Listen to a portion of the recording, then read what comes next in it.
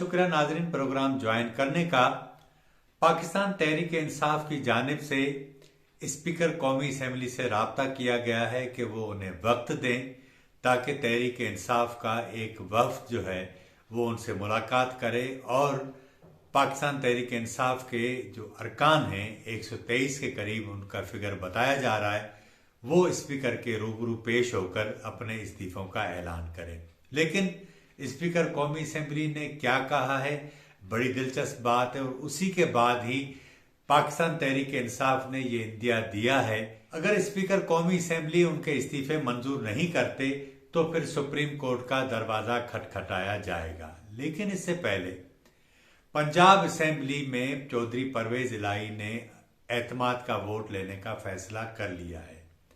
इस सिलसिले में 11 जनवरी की तारीख जो है वो मुकर्रर कर दी गई है और यही वो तारीख है 11 जनवरी की जब लाहौर हाई कोर्ट में इस हवाले से हेयरिंग होगी और उसके ऊपर क्या फैसला आता है वो तो उन दिनों ही देखा जाएगा।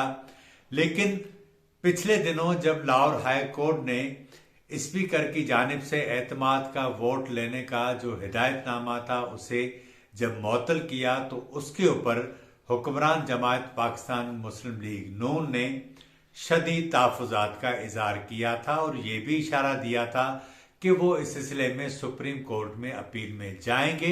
लेकिन ताहाल इस सिलसिले में अभी तक कोई पेशरफ्त नहीं हो सकी।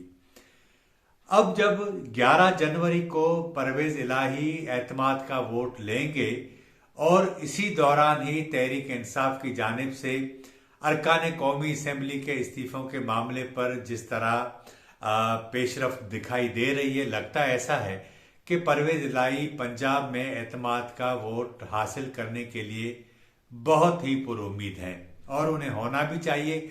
लेकिन वो होंगे किसके साथ, ये कहानी अलग है।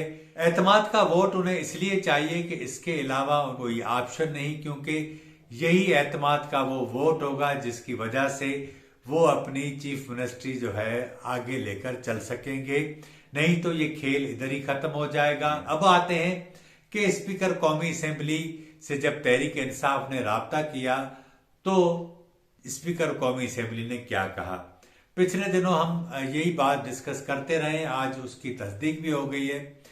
स्पीकर कौमी असम्बली से पाकिस्तान तहरीक इंसाफ के कौमी असम्बली में जो चीफ व्हिप थे उन्होंने आज टेलीफोन किया तो स्पीकर कौमी असम्बली लाड़काना में थे। मोहतरमा बेनजीर भुट्टो की 15वीं बरसी में वो शिरकत के लिए गए थे। आमिर डोगर ने स्पीकर कौमी असम्बली को कहा कि वो शाह महमूद की सरबराही में उनसे मुलाकात करना चाहते हैं। परवेज खटक और दीगर पार्टी के रहनुमा भी उनके साथ होंगे। हम इस्तीफों के मामले पर बात करना चाहते हैं। तो स्पीकर कौमी असम्बली ने उन्हें कहा कि वो ताहाल तो गड़ी खुदा बख्श में है। 28 तारीख को उनकी इस्लामाबाद वापसी होगी। उसके बाद इस बात का तयन किया जाएगा कि उनके वफद से कब मुलाकात होगी। जरा ये बताते हैं कि लाड़काना से वापसी के बाद 1-2 दिन के गैप के बाद स्पीकर कौमी असम्बली बैरून मुल्क दौरे पर चले जाएंगे और उसके बाद जब वापसी होगी तो ही कोई मुलाकात का इम्कान होगा। लेकिन स्पीकर की जानिब से जो आज एलामिया जारी किया गया उसमें वाज़े ये कहा गया है कि किसी भी सूरत में तमाम अरकान अगर उनके दफ्तर आ जाते हैं या इज्तिमाई तौर पर कोई इस्तीफों का मामला उनके सामने रखा जाता है तो किसी सूरत में इसको कबूल नहीं करेंगे। उनका ये भी कहना था कि इसलिए कबूल नहीं किया जाएगा कि कौमी असम्बली के जो कवायद व ज़वाबित हैं उसके तहत तमाम अरकान को एक साथ बुलाने के बजाय फर्दन फर्दन बुलाया जाएगा।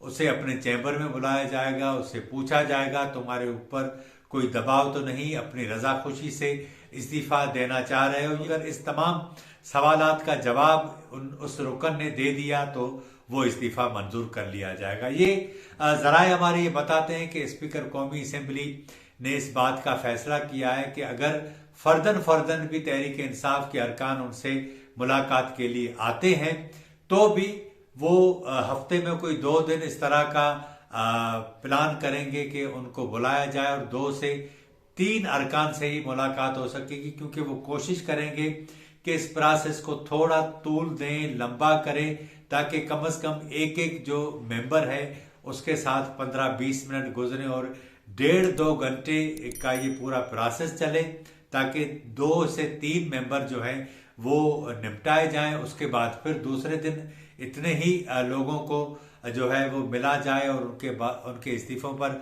फैसला किया जाए। तो ये सिलसिला 5-6 माह तक तो कम से कम चल ही जाएगा, क्योंकि स्पीकर कौमी असेंबली की अपनी भी ज्यादा मसरूफियात होंगी। इस सिलसिले में वो इस मामले पर कोई ज्यादा टाइम नहीं दे सकेंगे। जरा ये भी बताते हैं कि तकरीबन कोई 30 से ज्यादा ऐसे अरकान हैं जो किसी सूरत भी इनफरादी तौर पर स्पीकर के रूबरू पेश होकर इस इस्तीफे का इकरार नहीं करना चाहते। यही सबब है कि स्पीकर कौमी असेंबली भी अब समझते हैं कि अगर ये इज्तिमाई तौर पर इस्तीफे कबूल कर लिए जाएंगे तो ज्यादा नुकसान होगा। अब जिस तरह मैंने आपको बताया कि 2-2, 3-3 अरकान को एक दिन निपटाया जाएगा, उसके बाद यानी हफ्ते में 5-6 लोग जो है वो उनका फैसला कर लिया जाएगा। वो अगर इस्तीफे कबूल कर कहते हैं कि हमारे ऊपर कोई दबाव नहीं है, तो फिर उनको डी-सीट करके इलेक्शन कमीशन को भेज दिया जाएगा। तो मरहलावार जो है वो इंतखाबात भी होते रहेंगे और इसी तरह ये सिलसिला आगे भी चलता रहेगा, ताकि तहरीक इंसाफ को एंगेज किया जाए। लेकिन अल्टीमेटली जो गेम है वो सारी आकर पंजाब असेंबली पर अटकी हुई है। अगर परवेज इलाही एतमाद का वोट हासिल करने में कामयाब हो जाते हैं और उसके बाद इमरान खान के कहने पर पंजाब असेंबली तहलील कर देते हैं, तो जाहिर है कि उसके बाद मंजरनामा तब्दील हो जाएगा। जनवरी इस सिलसिले में बड़ा ही अहम होगा, बहुत सारे सियासी फैसले होने हैं, देखते हैं कि क्या होगा। आज के प्रोग्राम में इतना ही। हमारे चैनल को जरूर सब्सक्राइब करें, लाइक करें, शेयर करें और अपनी राय का भी इजहार करें। मुझे इजाजत दीजिए। अल्लाह हाफिज।